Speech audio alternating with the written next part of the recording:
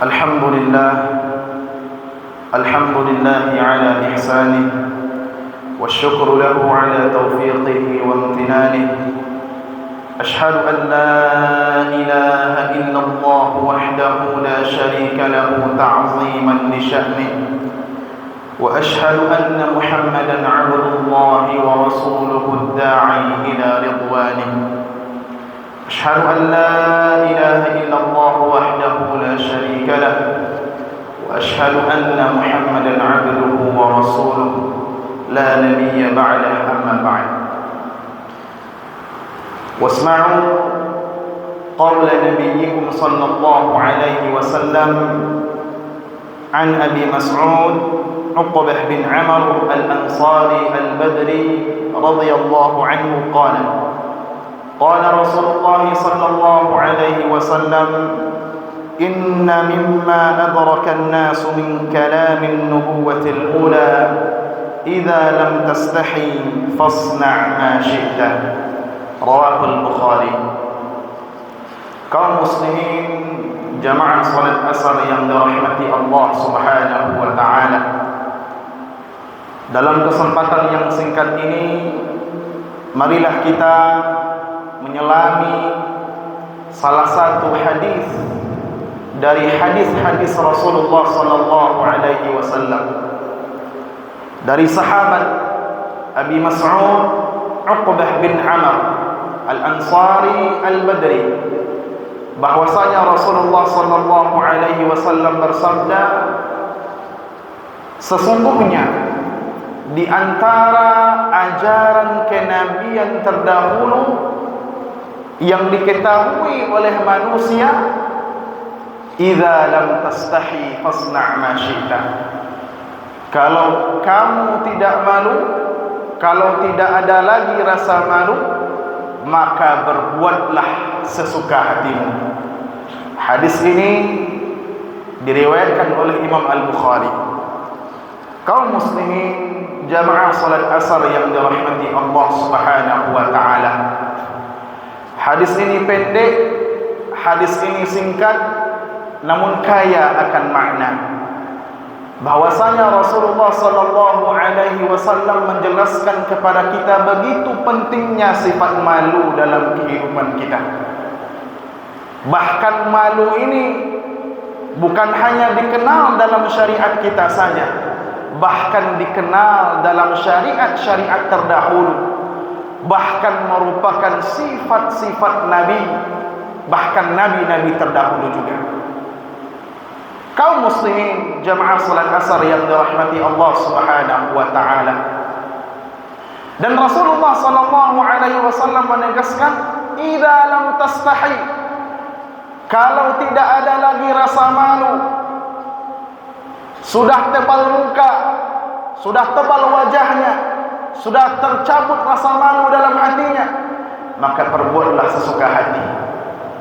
Maka tak jarang kita melihat orang-orang yang tidak ada lagi rasa malu dalam dirinya, dia melakukan apa saja sesuka hatinya, baik yang dia lakukan merugikan orang lain atau tidak.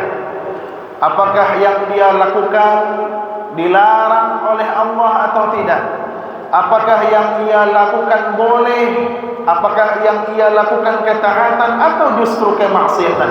Dia bebas melakukannya. Makanya Al-Imam Ibnu Rajab Al-Hanbali dalam kitab beliau menjelaskan bahwa salah satu makna hadis ini adalah ancaman terhadap orang-orang yang tidak ada lagi rasa malunya. Apa ancamannya? Kalau tidak ada lagi rasa malu, perbuatlah apa yang kamu perbuat. Kalau tidak ada lagi rasa malu, lakukanlah sesuka hatimu, lakukanlah maksiat, silakan. Tapi ingat, nanti di akhirat, nanti di hari kiamat, ada balasannya, ada azabnya dari Allah Subhanahu wa taala. Kaum muslimin jamaah salat asar yang dirahmati Allah Subhanahu wa taala, Begitu pentingnya sifat malu dalam diri kita, hadirin. Dan sifat malu ini sangat penting untuk kita pupuk dalam hati kita dan dalam hati generasi penerus kita. Penting memupuk rasa malu dalam hati anak-anak dan keturunan kita. Makanya Rasulullah sallallahu alaihi wasallam mengatakan dalam hadis yang lain, innal iman atau al-iman bid'un wa sittun atau bid'un wa sab'un syu'bah. Sesungguhnya iman itu 60 sekian atau 70 sekian cabang. Wa innal haya'a minal iman. Dan sesungguhnya malu itu adalah bagian daripada iman. Dalam hadis yang diriwayatkan oleh Imam Al-Hakim rahimahullahu ta'ala, Rasulullah sallallahu alaihi wasallam juga bersabda, al-haya wal iman qurina jami'an. Sesungguhnya sifat malu dan iman itu selalu bergandengan. Fa idza taza'a ahaduhuma tabi'ahu al-akhar atau kama qala sallallahu alaihi wasallam. Kalau salah satunya hilang, maka yang lainnya mengikuti. Kalau rasa malunya hilang, iman pun ikut hilang.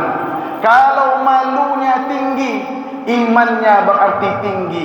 Kalau rasa malunya rendah, berarti imannya rendah. Maka begitulah keterkaitan antara malu dan iman, hadirin yang dirahmati Allah Subhanahu wa taala.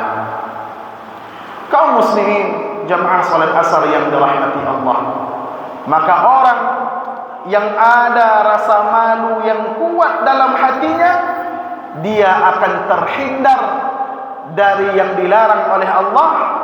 Dia tidak mau melakukan maksiat, sesuatu yang dilarang oleh Allah, dan dia tidak akan mau meninggalkan apa yang diperintahkan oleh Allah Subhanahu wa taala, karena ada rasa malu yang menghalanginya dari hal tersebut. Zaman sekarang ini sungguh luar biasa, hadirin. Sungguh luar biasa. Betapa tidak kita melihat berita ada ayah kandung melecehkan anak kandung,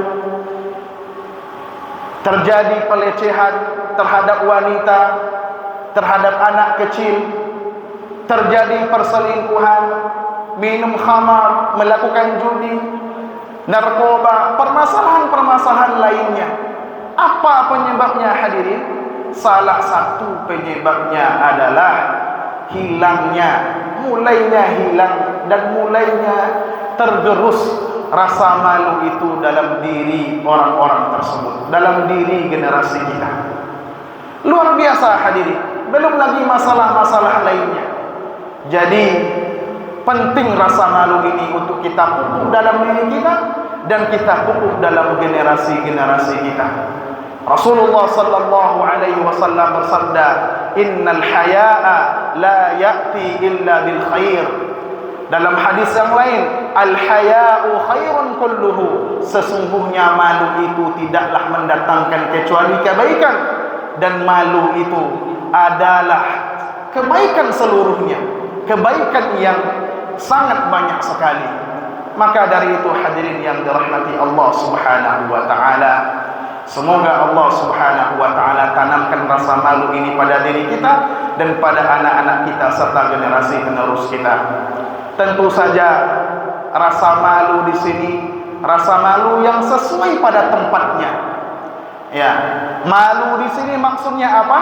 Sifat yang menghalangi seseorang meninggalkan perintah Allah, menghalangi seseorang melakukan larangan-larangan Allah Subhanahu wa taala. Bukan malu bertanya, bukan malu menanyakan hal yang penting dalam agama, bukan itu. Tapi malu di sini adalah sesuatu yang menghalangi diri kita daripada kedurhakaan kepada Allah Subhanahu wa taala. Aqulu qawli hadza wa astaghfirullah li wa lakum fastaghfiruhu innahu kana ghaffara. Banyak maaf. Assalamualaikum warahmatullahi wabarakatuh.